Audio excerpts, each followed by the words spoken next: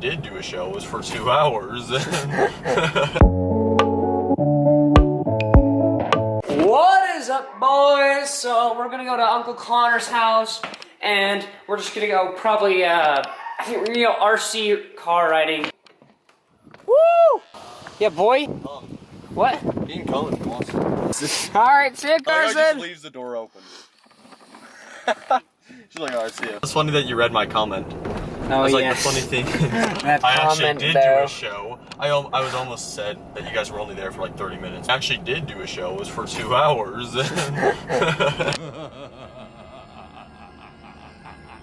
All right, guys. So we're here now at Connor's house. Check it out.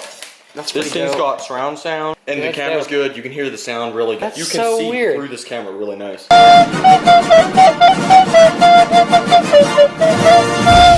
Dude, we're gonna check out these cars, RC cars. Yeah, What's up, Adam? We're set up with How you force. doing? Yeah. What were the fireworks called? The ones that you said under the firecrackers? Yeah, like the whole strip of firecrackers. We're gonna have 3 packs of those individually and blow up the car. What the heck? This is the rest of the RC car. Wait a second. What? Yeah.